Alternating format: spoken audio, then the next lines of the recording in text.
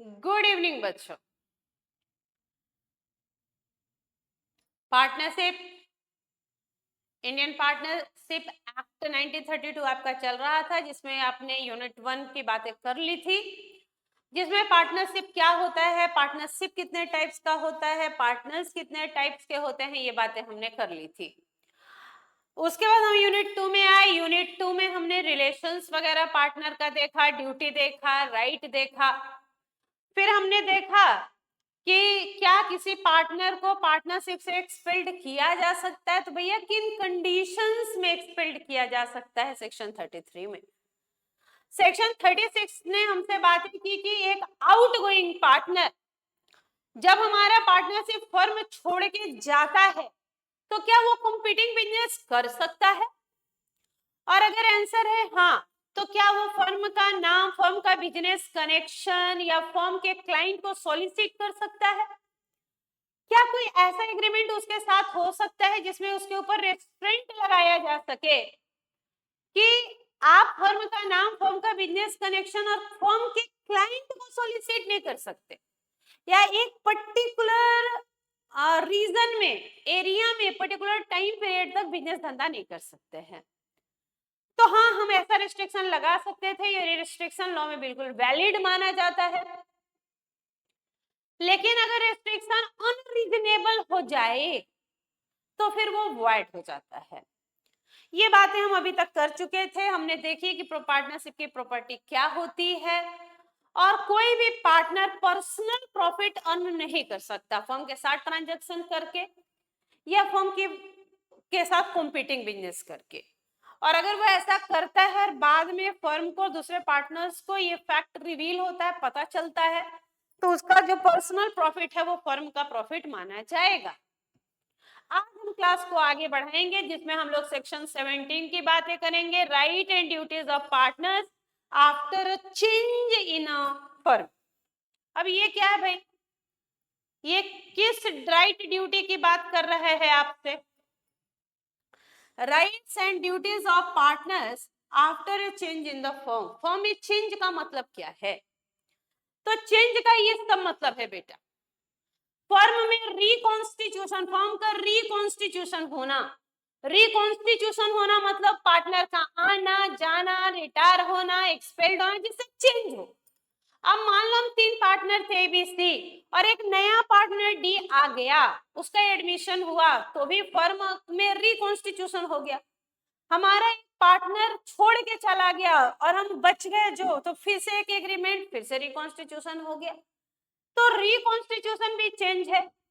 या हमारा अगर एक्सपायरी हो जाए टर्म, मान लो हमने फिक्स टर्म पार्टनरशिप खोला था कि भाई हम पार्टनरशिप चलाएंगे 2 साल के लिए, 1 साल के लिए, 6 महीने के लिए, 3 साल के, और एक्सपायरी हो गया वो टर्म 2 साल के लिए। मान लो हमने पार्टनरशिप खोला, 2 साल बीत गए, फिर भी still partnership is continuing it's business, तो उसको हम क्या बोलने लगते हैं? Partnership at will.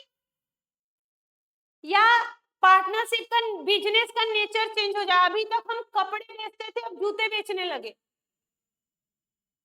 हमने अभी तक कपड़े का बिजनेस के लिए पार्टनरशिप किया था, बोले भाई अब थोड़ा ये सब बंद करो कपड़ा, अब चलो कुछ खाने का, फास्ट फूड का शुरू करते हैं। यहाँ पे चाउमीन, मंचूरियन और पनीर चिल्ली बेचेंगे, मोमोज बेचेंगे। लोग आके हमेशा यही पूछते हैं कि यहाँ पे चाइनीज आइटम है कि नहीं, फास्ट फूड।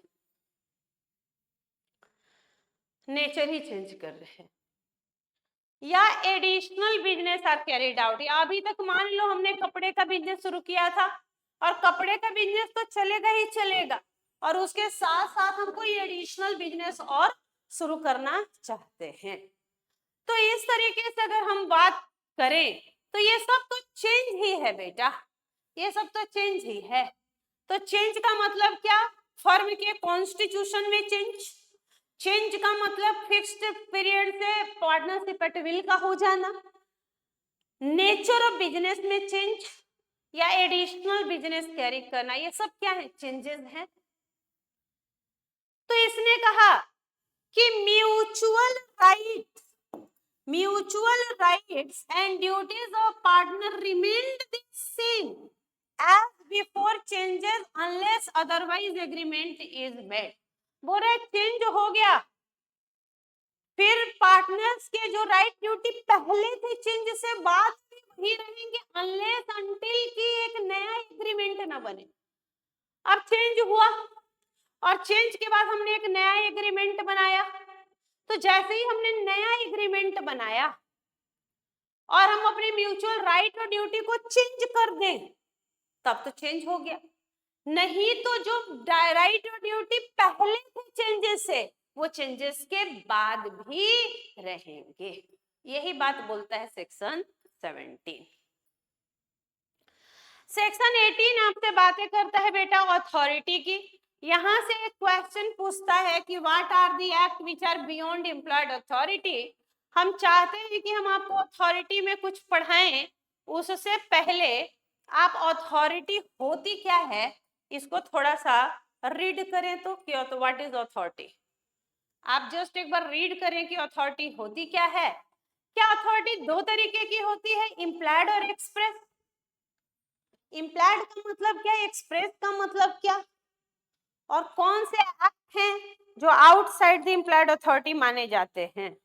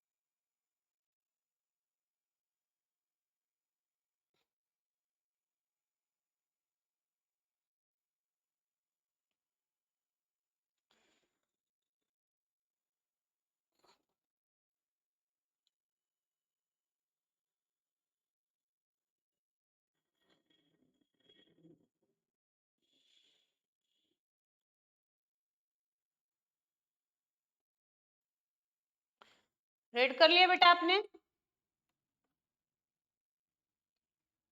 अथॉरिटी का मतलब, अथॉरिटी का मतलब बेटा होता है पावर या राइट। आपको ये पावर है कि आप कोई काम करें और उसको दूसरे पार्टनर और फर्म मान ले तो उसको हम बोलेंगे कि भैया बड़ा पावरफुल आदमी है, ये जो भी करता है दूसरे पार्टनर और फर्म भरता है।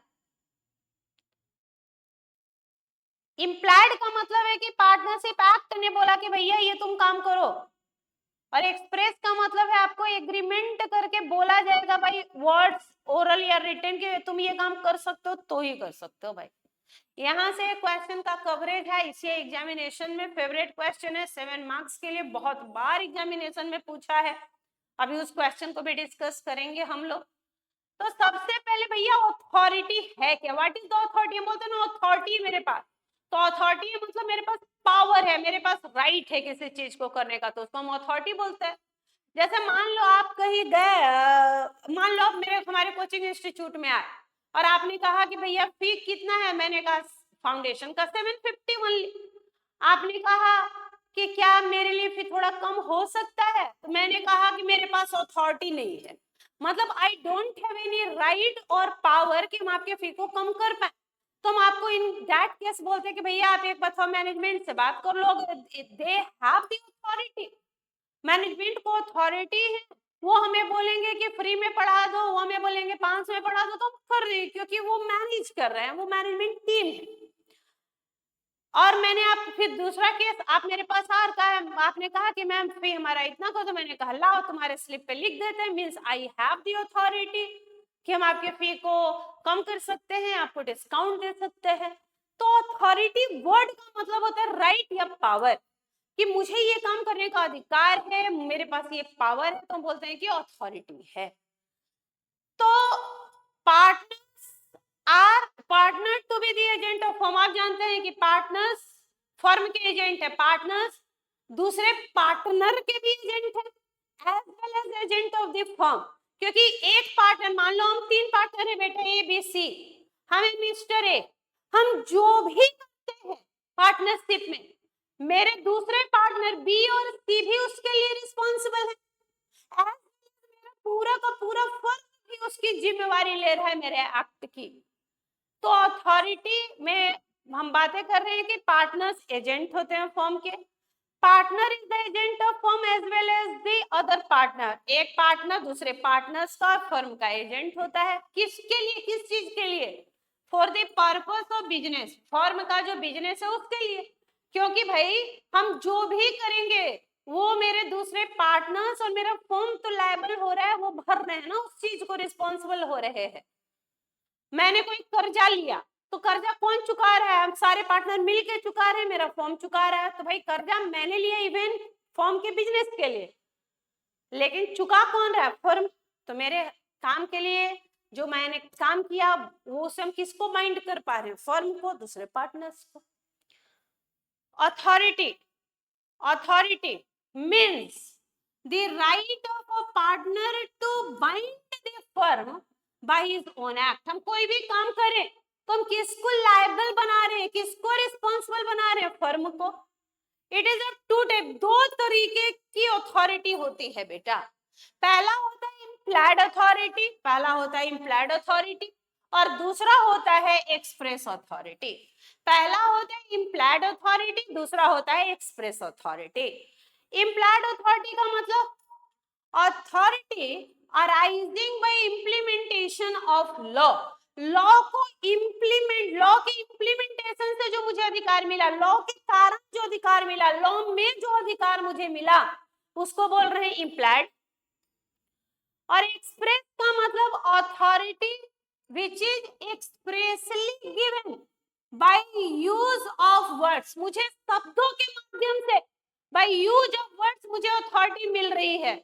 ये अथॉरिटी दूसरी बात मुझे ओरल में मिल रही है कि भाई आप ये काम करो फर्म के बिहाफ में, या मुझे रिटन मिल रही है बाय यूज ऑफ वर्ड्स, शब्दों के माध्यम से अगर मुझे कोई अथॉरिटी मिल रही है तो उसको बोलते हैं एक्सप्रेस। यानी यहाँ पे पार्टनरशिप एग्रीमेंट करके मुझे बोला जाएगा कि भाई मिस्टर ए फर्म के बिहाफ में ये काम करो, ये काम करो, और मैं अगर वो काम करता हूं तो ही फर्म मेरे काम के लिए रिस्पॉन्सिबल है, तो वो हो गई मेरी एक्सप्रेस अथॉरिटी। लेकिन जनरल कमर्शियल बिजनेस, जो भी ऑर्डिनरी बिजनेस है, उसमें जो भी मैं काम करूं वो इम्प्लाइड है। The act of a partner bind the firm done to carry on in usual way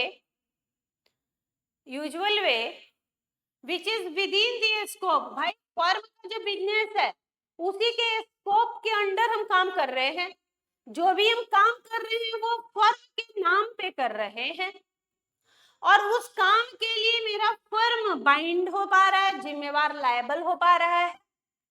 और भैया ये मेरी कैपेसिटी थी कि मैं ये काम कर सकता हूं, तो इसको बोलते हैं इम्प्लाइड अथॉरिटी, इसको बोलते हैं इम्प्लाइड अथॉरिटी। जैसे बेटा, जैसे हमने एक एग्जांपल लिया है कि if the partnership be is of a general commercial nature, एक जनरल कमर्शियल नेचर का बेटा पार्टनरशिप है, जनरल कमर्शियल नेचर मतलब हम 3 पार्टनर ने मिलकर कपड़े की दुकान खोली। अब उसके लिए हम कैपिटल लेके आए, एक जगह को रेंट पे लिया, वहां हम माल लाते हैं सूरत से, वहां हम अपना एक सेल्समैन रखते हैं, एक दुकान के बाहर पैम्पलेट वाले भैया रखते हैं जो हमारा एडवर्टीजमेंट करते हैं। तो हमारा एक जनरल कमर्शियल नेचर का बिजनेस है, तो ये सब काम जो हम कर रहे होंगे ये सब इम्प्लाइड है कि कोई भी पार्टनर फर्म के बिहाफ में यही काम करेगा, ये कर सकता है, कोई भी पार्टनर फर्म के बिहाफ में ये काम करता होगा, ये कर सकता है। जैसे बाय और सेल और place on account of the partners, partnership के बदले खरीदना, आप कपड़े का बिजनेस किए हैं, अब कपड़ा कहीं से खरीद के लेके आना है, कपड़ा बेचना है, या इसके आधार पे कहीं गिरवी रखिए कि भाई मेरे पास इतने का स्टॉक है, हम लोन लेना है, तो ये जनरल कमर्शियल नेचर का बिजनेस अगर हम ये काम करते हैं तो मेरी implied authority. Incurred normal expense है। अब कस्टमर मान लो मैंने दुकान खोली बेटा चांदनी चौक में, तो मैंने उनको कहा कि भैया भल्ला कचौड़ी आप जो है ये चाट खाइएगा, पापड़ी चाट खाइएगा, भल्ला कचौड़ी खाइएगा, यहाँ का बड़ा ये फेमस है कचौड़ी चाट, अब खाइएगा। तो उन्होंने कहा हाँ भाई आइए चांदनी चौक में खा लेंगे। अब उनको खिलाने में पता चला कि 50 रुपया का प्लेट, एक कोल्ड ड्रिंक, एक पानी, और मतलब हर एक कस्टमर 50 रुपए खर्च, तो नॉर्मल एक्सपेंस है वो तो लगेगा ही लगेगा। या हम लोग ये एक जनरल एक्सपेंस बोले तो भैया चाय पीजिएगा, कॉफी पीजिएगा, गर्मी के दिन आया है कोल्ड ड्रिंक पीजिएगा। अब उन्होंने कह दिया हाँ, आ रहे बेचारे धूप से परेशान, उन्होंने कहा हाँ हाँ ठंडे के दिन में कॉफी पियेंगे और गर्मी के दिन में कोल्ड ड्रिंक पियेंगे, तो ये नॉर्मल एक्सपेंस है। तो ये मेरी इम्प्लाइड अथॉरिटी है कि ये नॉर्मल एक्सपेंस हम कर सकते हैं। बोरो मनी एंड पे डेट ऑन अकाउंट, अब भाई पार्टनरशिप कर रहे हैं, उधार लेना होगा तो लेंगे, पे करना होगा लायबिलिटी तो करेंगे, कहाँ से करेंगे, पार्टनरशिप अकाउंट से करेंगे। तो क्या ये मेरी इम्प्लाइड अथॉरिटी बोल रहे हैं? हाँ, ये जनरल कमर्शियल बिजनेस है, यूजुअल वे में, ऑर्डिनरी वे में जो भी काम करेंगे हम, वो मेरी इम्प्लाइड अथॉरिटी। ये मुझे पार्टनरशिप एक्ट ने अधिकार दिए हैं कि मैं फर्म के बिहाफ में ये सब काम कर सकता हूँ। Drawing making and accepting negotiable instrument, अब चेक से भैया हम पेमेंट कर रहे हैं, चेक रिसीव कर रहे हैं, चेक बना रहे हैं, तो बिल कोई बिल बना रहे हैं, बिल एक्सेप्ट कर रहे हैं, बिल ड्रॉ कर रहे हैं, तो कर सकते हैं, बिल्कुल कर सकते हैं बेटा। लॉ में पढ़ते हैं कि 3 तरीके का नेगोशिएबल इंस्ट्रूमेंट 3 होता है, एक होता है प्रॉमिसरी नोट, दूसरा बिल्स ऑफ एक्सचेंज, तीसरा चेक। सबसे ज्यादा जो आप अपने लाइफ में देखिएगा दैट इज द चेक, जिसका हम सबसे ज्यादा यूज करते हैं, तो ये तो ऑर्डिनरी काम है ना बेटा, किसी को पानी पिला दिए, चाय पिला दिए, चेक ले लिए, चेक दे दिए, लोन ले लिए, लोन का रिपेमेंट कर दिए, सामान खरीद लिए, सामान बेच दिए, प्लेस करके और प्लेस कर दिए, तो ये सब क्या है, नॉर्मल जनरल कमर्शियल बिजनेस। क्या हम ये काम कर सकते हैं, मेरा अधिकार है? हाँ। क्या हम ये काम करेंगे तो मेरे दूसरे पार्टनर और मेरा फर्म लायबल है? हाँ। तो ये इम्प्लाइड अथॉरिटी है, एक बार जस्ट आप रीड कर लीजिए। A partner of a firm of a textile goods purchase cloth, सामान खरीदते हैं उधार में फर्म के नाम पे, तो फर्म को पे करना पड़ेगा क्योंकि जनरल कमर्शियल है, क्योंकि ये तो ऑर्डिनरी काम है ना।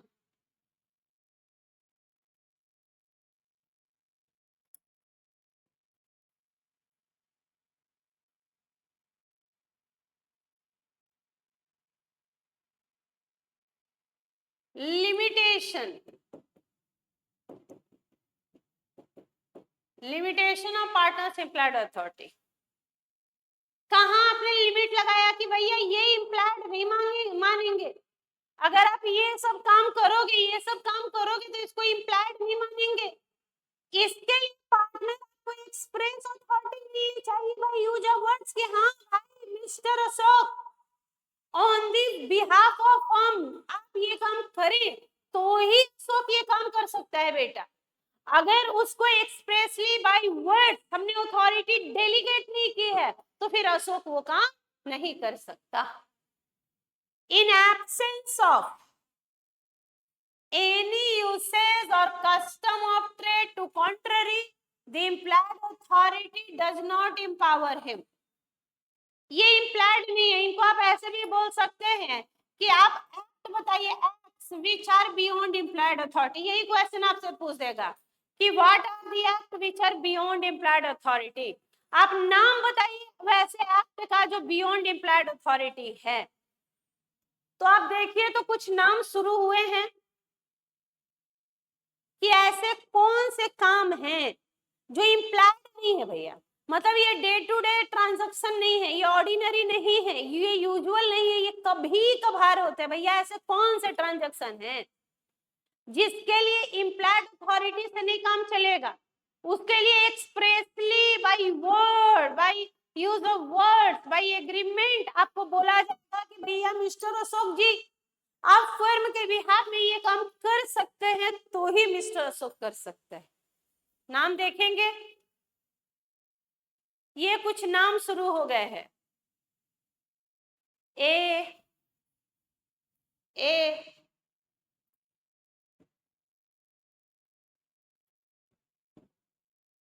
ए B C D E F G H. थोड़ा सा नाम पढ़िए तो कुछ समझ में आ रहा है क्या? ये नाम पढ़ के आपको नाम पढ़ के कुछ समझ आ रहा है क्या? एक बार देखिए, फिर हम तो समझाएंगे अभी। ये 7 मार्क्स के लिए आईसीआई का फेवरेट क्वेश्चन है। एक बार नहीं, पता नहीं कितनी बार आईसीआई ने ये क्वेश्चन पूछा है आपसे।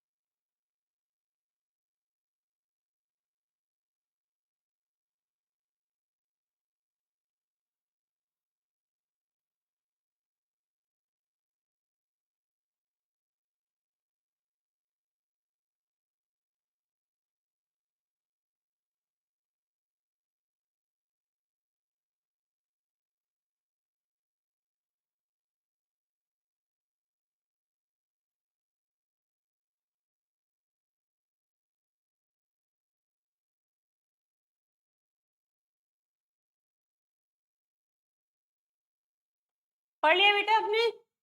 कुछ समझ आया? कुछ समझ में आया कि कौन से एक्ट हैं जो इम्प्लाइड नहीं है, बियॉन्ड इम्प्लाइड है? मतलब इसके लिए अगर पार्टनर को बेटा एक्सप्रेसली अथॉरिटी दी जाए तो ही पार्टनर ये काम कर सकते हैं। पहला, submit a dispute relating to the business of the firm to arbitration। Dispute चल रहा है बेटा, फर्म का जो हमारा बिजनेस है उसमें डिस्प्यूट चल रहा है, हमारा किसी के साथ विवाद, और उस विवाद को लेके हमें आर्बिट्रेशन में जाना है। आर्बिट्रेशन का मतलब होता है out of court settlement, court में नहीं जाना, कोर्ट से पहले सुलह करना है, उस पार्टी को बैठ के समझाना, भैया हाँ भैया बात ठीक है आपकी, आप जो बोल रहे हैं आप ही सही है, थोड़ा सा बैठिए, केस कर देंगे, कोर्ट चले जाएंगे, देख लेंगे, उठवा लेंगे, ये सब मत बोलिए। कोर्ट में जाएंगे तो आपका भी पैसा लगेगा, मेरा भी पैसा खर्च होगा, आपका भी समय बर्बाद होगा, मेरा भी समय बर्बाद होगा। और आप इंडियन कोर्ट का जानते हैं भैया, 3 करोड़ केसेस पेंडिंग चल रहे हैं। तो हम और आप प्रधानमंत्री तो है नहीं कि आज हम विवाद में गए तो कल हमारा केस सॉल्व हो जाएगा। प्लस जिनका यही धंधा है वकील साहब, वो तो चलेंगे कि केस जितना लंबा चले उनको उतना फायदा है, फी देते रहेंगे। जैसा डॉक्टर साहब है, जितना लंबा इलाज कराइए उतना बढ़िया। तो अभी यहाँ पे पार्टी को कन्विंस करना है कि भैया चलो डिस्प्यूट तो है, लेकिन कोर्ट की जगह आउट ऑफ कोर्ट सेटलमेंट कर दे, कुछ हम कॉम्प्रोमाइज करते हैं, तुम कॉम्प्रोमाइज करो, कुछ हम छोड़ते हैं, तुम कुछ छोड़ दो। तो इस तरीके से जो है आउट ऑफ कोर्ट भी हम सेटलमेंट कर लेते हैं, आर्बिट्रेशन बोलते हैं इसको। What is arbitration? आर्बिट्रेशन का मतलब होता है out of court settlement, court के बाहर ही सुलह कर लेना। तो अगर हमारा कोई हमारे बिजनेस में, हमारे पार्टनरशिप बिजनेस में कोई डिस्प्यूट चल रहा है भैया, तो डिस्प्यूट को कहाँ लेके जाना है? आर्बिट्रेशन में। आर्बिट्रेशन का मतलब है आउट ऑफ कोर्ट सेटलमेंट करना है, पार्टी को मनाना है। तो उस केस में हम 4 पार्टनर हैं, तो क्या ये हमारा ऑर्डिनरी काम है, हम रोज आर्बिट्रेशन में जाते होंगे? बोल रहा है नहीं। तो ये हमारा नॉर्मल ऑर्डिनरी यूजुअल काम नहीं है, कभी कभार ही होता होगा। तो इसके लिए भाई मिस्टर एबीसी 3 पार्टनर है हमारे फर्म में। मिस्टर ए को हम एक्सप्रेसली अथॉरिटी देंगे कि भैया मिस्टर ए जाइए फर्म के बिहाफ में और आर्बिट्रेशन कीजिए डिस्प्यूट का, तो ही मिस्टर ए जा सकते हैं। इसलिए हमने कहा कि ये इम्प्लाइड अथॉरिटी नहीं है, ये बियॉन्ड इम्प्लाइड अथॉरिटी है। मतलब इसके लिए मिस्टर ए को हम एक्सप्रेसली डेलीगेट करेंगे पावर अथॉरिटी, तो ही मिस्टर ए ये काम कर सकते हैं। और अगर मिस्टर ए हमारे एक्सप्रेसली डेलीगेशन के बाद ये काम करते हैं, तो ही हम उनके एक्ट के लिए रिस्पॉन्सिबल होंगे। तो इसको बोलते हैं submit a dispute relating to the business of the firm to arbitration. दूसरा है acquire immovable property on behalf of the firm. अब फर्म के लिए हमें इमूवेबल प्रॉपर्टी, लैंड, बिल्डिंग खरीदना है, तो क्या ये हमारा ऑर्डिनरी काम है, यूजुअल काम है? क्या रोज लैंड बिल्डिंग खरीदते चलते हैं? क्या बोल रहा है? नहीं। अब इसमें हैवी पैसे लगेंगे, तो भैया हमें अथॉरिटी दी जाएगी कि मिस्टर ए आप फर्म के बिहाफ में खरीदो, तो ही खरीद सकते हैं। ऐसा नहीं है हम तो जा रहे रास्ते से जा रहे, पसंद आ गई बिल्डिंग खरीद लिया। भैया पसंद कैसे आ गई? आलू प्याज था कि कोई आपको अचानक से कोई फल पसंद आ गया? तो इमूवेबल प्रॉपर्टी खरीदनी हो तो कैसी अथॉरिटी चाहिए? एक्सप्रेस। तीसरा transfer of immovable property, immovable property खरीदना हो, इमूवेबल प्रॉपर्टी बेचना हो, तो एक्सप्रेस अथॉरिटी मिलेगी तो ही कर सकते हैं। Open banking account on behalf of the firm in his own name. अब भैया फर्म के बैंक अकाउंट खुलवाना है, लेकिन मेरे नाम पे, कि भैया मिस्टर है आपके नाम पे रहेगा, आप अथॉरिटी आप ही को है, आप उधर जाओ, चेक काटो, चेक डिपॉजिट करो, पैसे जमा करो, पैसे निकालो, पेमेंट करो, भाई बैंक अकाउंट रहेगा आपके नाम पे रहेगा, आप ये काम कर सकते हैं। तो अब इसके लिए मिस्टर ए को एक्सप्रेसली अथॉरिटी देना होगा कि on the behalf of firm आपके नाम पे अकाउंट खुलेगा, तभी तो ये काम करवा पाएंगे। आंसर इज हाँ। Enter into a partnership on behalf of the firm. Firm के बिहाफ में क्या में जाना है? पार्टनरशिप में जाना है, क्योंकि आपको पता है कि एक फर्म पार्टनरशिप नहीं कर सकता दूसरे फर्म से, क्योंकि पार्टनरशिप करने के लिए या तो इंडिविजुअल या रिकॉग्नाइज्ड बाय लॉ होना चाहिए, और पार्टनरशिप फर्म का रजिस्ट्रेशन कंपलसरी ही नहीं है, इसलिए फर्म रिकॉग्नाइज्ड बाय लॉ नहीं होता, इसलिए फर्म पार्टनरशिप नहीं कर सकता। तो फर्म के बिहाफ में पार्टनर जाएगा पार्टनरशिप में, तो भैया इसके लिए हम अथॉरिटी डेलीगेट करेंगे मिस्टर ए को, तभी तो मिस्टर ए पार्टनरशिप कर पाएंगे किसी के साथ। बात तो सही। कॉम्प्रोमाइज और रेलिंक्विश एनी क्लेम और portion of claim by the firm. अब फर्म ने कोई क्लेम किया था, वो क्लेम रेलिंक्विश छोड़ना था। फर्म का कोई क्लेम था, मान लो फर्म को कहीं से पैसे मिलने वाले थे 50 लाख, अब फर्म ने कहा चलो 40 ही दे देना, 10 लाख रेलिंक्विश कर रहे हैं, छोड़ रहे हैं, वेब कर रहे हैं, तो इसके लिए मिस्टर ए को अथॉरिटी दोगे कि जाओ आप 10 लाख रुपए छोड़ देना, 40 लाख लेके आना, तभी तो कर सकता है। नहीं तो क्या कोई पार्टनर अपने मर्जी से जाके वहां पे रिलिंक्विश कर सकता है क्या क्लेम को? बोल रहा है नहीं। तो इसके लिए भी जो अथॉरिटी देनी होगी मिस्टर ए को, वो क्या होगी? एक्सप्रेस अथॉरिटी होगी, एक्सप्रेसली डेलीगेट करना होगा। विड्रॉ सूट और proceeding filed on behalf of firm ने केस किया है, अब वो केस विड्रॉ करना है, फर्म ने केस किया है, केस को विड्रॉ करना है। तो भैया क्या ये हमारा रोज का काम धंधा, रोज केस करते चलते हैं? बोल रहा है नहीं। तो अगर फर्म ने केस किया और वो सूट विड्रॉ करना है तो आपको पार्टनर को अथॉरिटी डेलीगेट करनी होगी और तभी वो जाके केस वापस ला सकता है। और लास्ट, एडमिट एनी लायबिलिटी इन अ सूट और प्रोसीडिंग अगेंस्ट द फर्म। इस बार उल्टा हुआ, फर्म पे किसी ने केस किया और फर्म को एडमिट करना, हाँ भैया हम देंगे पैसे, हाँ भैया हम देंगे पैसा, पैसा देंगे। तो इसके लिए भी आपको अथॉरिटी डेलीगेट करनी होगी पार्टनर को कि जा और एडमिट कर लेना कि हाँ हम 10 लाख और दे देंगे, कोई बात नहीं, एडमिट कर लेना लायबिलिटी, 10 लाख और दे देंगे। लेकिन अथॉरिटी कैसे देनी होगी इस काम को करने के लिए भी? एक्सप्रेस। तो ये ऐसे है जो जनरल कमर्शियल बिजनेस नहीं है, ऑर्डिनरी कोर्स में नहीं होता है, यूजुअल नहीं है, रोज का काम धंधा नहीं है, ये कभी कभार होता है। लेकिन इसके लिए आपको expressly authority by words delegate करना होगा पार्टनर को कि हाँ भाई mister A on the behalf of firm आप ये काम करें, तो ही mister A on the behalf of firm ये काम कर सकते हैं। 7 मार्क्स के लिए लिखिए, वेरी वेरी वेरी इंपॉर्टेंट। ये क्वेश्चन आपसे पूछेगा 7 मार्क्स के लिए कि which are the act which are beyond implied, कौन बियॉन्ड एम्प्लॉयड अथॉरिटी है, ये क्वेश्चन पूछेगा। तो 7 मार्क्स के लिए ये क्वेश्चन एग्जाम का पार्ट होता है। 7 number,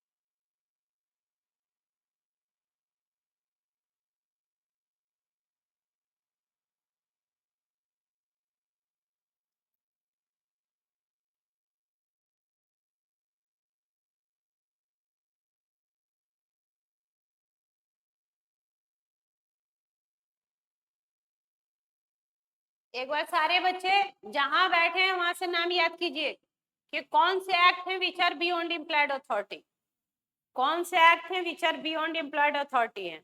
which are beyond employed authority मतलब क्या? इनके लिए एक्सप्रेस अथॉरिटी चाहिए। आप जहां हैं 7 मार्क्स का क्वेश्चन है, बोल बोल के याद कीजिए। कैसे? Submit a dispute relating to the business of the firm to arbitration, acquire immovable property on behalf of firm, transfer या sell immovable property on behalf of firm, open a bank account on behalf of the firm, enter into a partnership on behalf of the firm, withdraw a suit, relinquish any claim या admit any liability. ये आपको याद करना पड़ेगा बेटा। 7 marks का question है, ICI का फेवरेट है।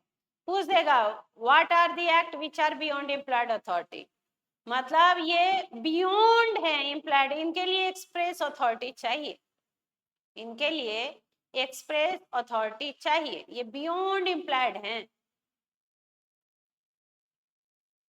8 नाम है, 8 एक्ट है और 7 मार्क्स है। 8 नाम आपको याद करना है और 7 मार्क्स के लिए ये पूछा जाएगा बेटा।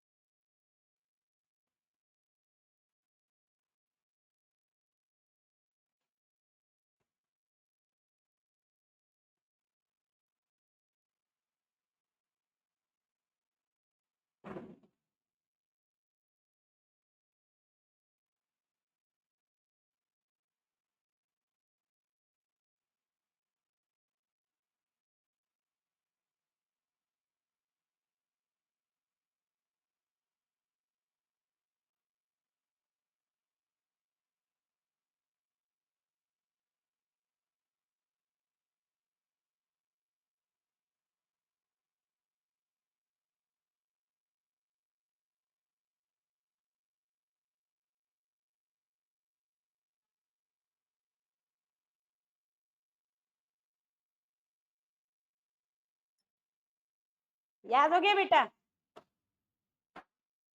इमूवेबल प्रॉपर्टी खरीदना हो, इमूवेबल प्रॉपर्टी बेचना हो, बैंक अकाउंट खुलवाना हो, पार्टनरशिप में जाना हो, आर्बिट्रेशन में जाना हो, क्लेम एडमिट करना हो, क्लेम रिलिंक्विश करना हो,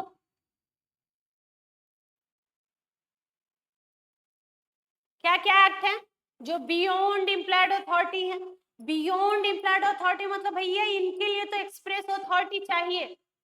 पहला है बेटा, submit a dispute relating to the business of the firm to arbitration में जाना हो, इमूवेबल प्रॉपर्टी खरीद के लाना हो, इमूवेबल प्रॉपर्टी बेचना हो, बैंक अकाउंट खुलवाना हो फर्म के बिहाफ में अपने नाम पे, फर्म के बिहाफ में पार्टनरशिप में जाना हो। 5 तो यही हो गया, इमूवेबल प्रॉपर्टी खरीदना हो, बेचना हो, बैंक अकाउंट खुलवाना हो, पार्टनरशिप में जाना हो, आर्बिट्रेशन में जाना हो। 5 तो यही हो गए।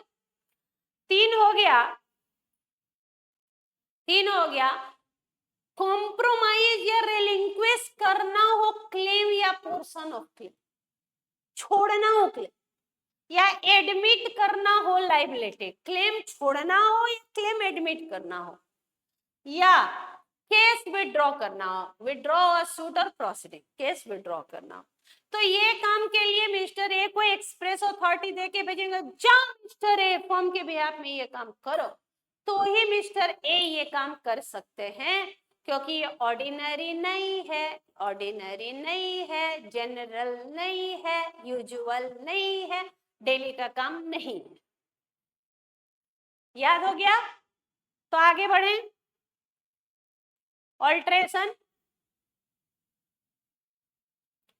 पार्टनर्स आपस में कॉन्ट्रैक्ट करके एम्प्लॉयड अथॉरिटी को एक्सटेंड कर सकते हैं या रिस्ट्रिक्ट कर सकते हैं।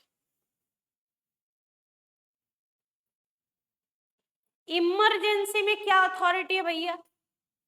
अ partner has authority in emergency to do all such act for the purpose of protecting the firm from loss would be done by a person of ordinary prudence in his own case acting under similar circumstances. Firm जो था हमारा बेटा, firm के asset में आग लग गया, तो अब उसको आग को बुझाने के लिए हम क्या करते हैं? आग अगर बड़े स्तर पे लगा, हम देख रहे हैं भाई हमारा तो ऑफिस बिल्डिंग जल रहा है, तो हम फायर ब्रिगेड को फोन करके उसको बुलाएंगे। अगर ये मेरी अपनी प्रॉपर्टी होती तो हम सेम चीज करते, हम यहाँ पे अभी लोगों को आवाज देते, भाई आओ आग लग गई बचाओ, आग लग गई बचाओ, लोगों को मदद के लिए बुलाते, अभी भी बुलाएंगे। फायर ब्रिगेड बुलाते, अभी भी बुलाएंगे। फायर ब्रिगेड को बुलाए, उसने कहा कि 5,000 रुपया लगेगा, मैंने दे दिया, अब फर्म मुझे वापस करेगा, क्योंकि ये तो मैंने फर्म को इमरजेंसी में प्रोटेक्ट करने के लिए, लॉस को मिटिगेट करने के लिए, कम करने के लिए पैसे खर्च किए। तो हम, मेरा भी होता है तो वही करते फर्म के लिए जो मैंने किया।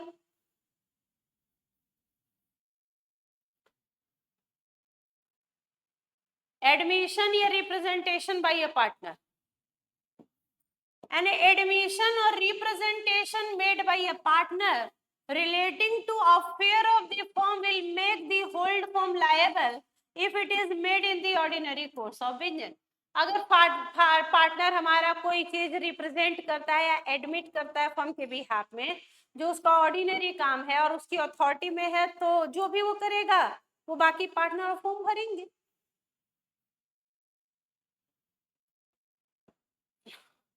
एक्टिव पार्टनर को नोटिस देने का मतलब क्या है?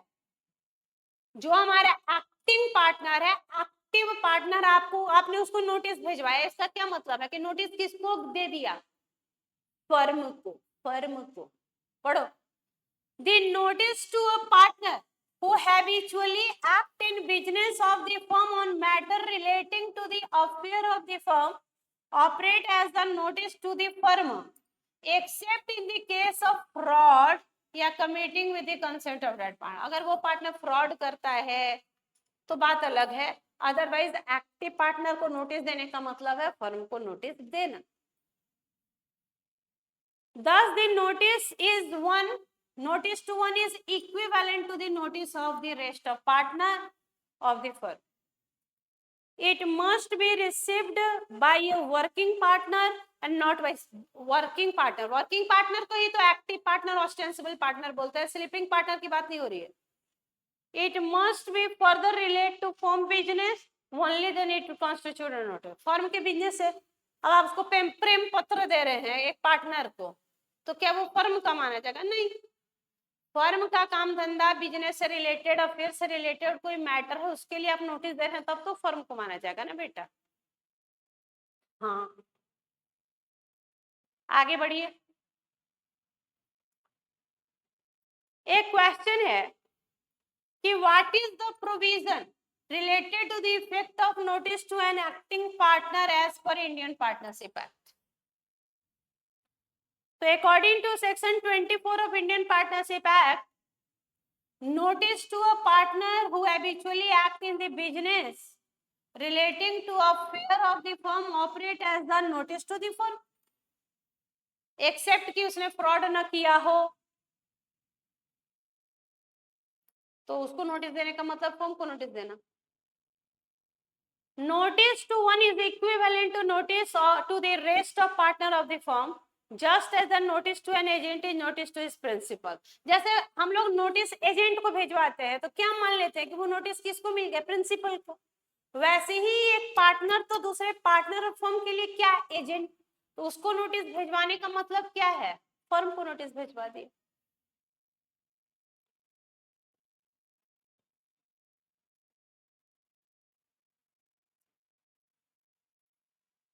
Liability of the firm and in partner to a third party. Firm की और पार्टनर की लाइबिलिटी टुवर्ड्स थर्ड पार्टी क्या है? Section 25 to 27. आज पढ़ लेते हैं इतना. 28 था पार्टनर्स बाय एस्टोपेल, पढ़ चुके. नेक्स्ट क्लास में हम transfer of interest by partner पढ़ेंगे, सेक्शन 29. तो आज ये टॉपिक कर लेते हैं. चलो, लाइबिलिटी में भी डिस्कस. 3 तरीके की लाइबिलिटी होती है बेटा थर्ड पार्टी के टुवर्ड्स. पहला होता है कॉन्ट्रैक्चुअल लाइबिलिटी. पहला क्या है? Contractual liability 25. दूसरा है लाइबिलिटी फॉर रॉन्गफुल एक्ट, और तीसरा है liability for misapplication of money. पहला contractual. For the act of a partner, firm is liable if all the act of a partners are within their authority express or implied. आपको जितनी authority मिली है express या implied, अगर उसी authority के अंदर काम करते हैं तो भैया आप जो भी करेंगे फर्म भरेगा, दूसरे पार्टनर भरेंगे. पार्टनर्स ज्वाइंटली सिवियरली लायबल होंगे for the act of the firm. कोई भी काम करें उसके लिए पूरा फर्म जिम्मेवार होने वाला है. दूसरा है बेटा रॉन्गफुल एक्ट. कुछ गलत कर दिए, wrongful act. Wrongful act third party के साथ कुछ गलत कर दिए तो कौन जिम्मेवार? हम एक पार्टनर है एबीसी के, मिस्टर ए, मैंने कुछ गलत कर दिया थर्ड पार्टी के साथ, तो कौन लायबल होगा? बोल रहे देखो, wrongful act of the partner with in his authority in ordinary course. एक पार्टनर ने कुछ गलत कर दिया लेकिन उसने ये ऑर्डिनरी कोर्स में किया है बेटा, और विद इन अथॉरिटी किया, तो भैया वो जो भी किया होगा, अब गलती तो सबसे हो सकती है. अब पार्टनर कोई भगवान थोड़ी है कि वो कभी गलती नहीं कर सकता. तो अगर ऑर्डिनरी कोर्स में कोई पार्टनर कुछ गलत कर दिया तो जिम्मेवार कौन? फर्म. हाँ. दूसरा, wrongful act of partner is beyond authority and other partners have knowledge. एक पार्टनर अपनी औकात से बढ़ के काम कर रहा है, उसको अथॉरिटी नहीं थी और कर रहा है, लेकिन बाकी सारे पार्टनर जानते हैं कि वो बियॉन्ड अथॉरिटी काम कर रहा है, तो भैया आप जाने तो रोके क्यों नहीं? और अगर नहीं रोके तो वो जो भी करेगा आप भरिए, फर्म इज लायबल. तीसरा case, wrongful act of the partner beyond his authority and none else is aware. एक पार्टनर बियॉन्ड अथॉरिटी जाके काम कर रहा है बेटा, लेकिन इसके बारे में किसी को कोई जानकारी नहीं है. तो किसी को कोई जानकारी नहीं है तो वो पार्टनर तो पर्सनली जाएगा? हमें जानकारी है और कोई बियॉन्ड अथॉरिटी जाके काम कर रहा है, हम सब जान रहे हैं, हाँ करो करो तो सब जिम्मेवार। लेकिन पार्टनर बियॉन्ड अथॉरिटी जाके काम कर रहा है और किसी को नहीं पता, किसी को कान खबर नहीं है, तो जो कर रहा है वो पर्सनली लायबल होगा, पर्सनल लायबल। और तीसरा केस है बेटा लाइबिलिटी फॉर मिस एप्लीकेशन। इस बार आपने पैसे लिए और उसको मिस अप्लाई कर दिया। मिस अप्लाई किया मतलब फॉर्म के बिजनेस धंधा में यूज नहीं किया।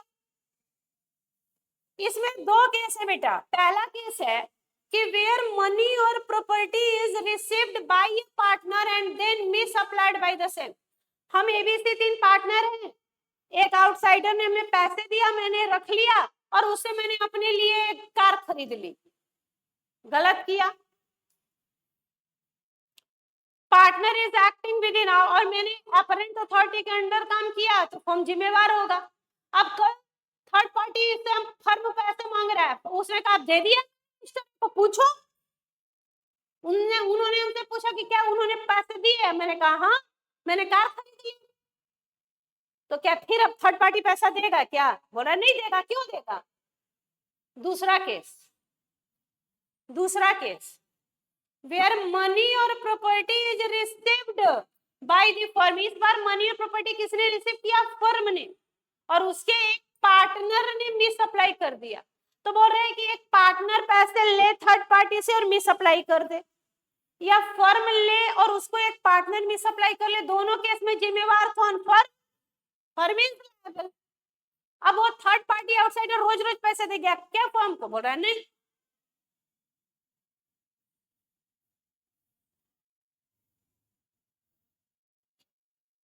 ये कल की क्लास में पढ़ेंगे ट्रांसफरी के अधिकार। आज सेक्शन 17 से 27 तक हमने किया, आप इतना रिवाइज कर लें, कल की क्लास में सेक्शन 29 पढ़ेंगे। तब तक थैंक यू वेरी मच, लगे रहें, पढ़ते रहें, स्वस्थ रहें, व्यस्त रहें, मस्त रहें। Good night, thank you. कल फिर इसी समय आपसे मुलाकात होगी रात को 8 बजे। CA foundation January attempt. Thank you.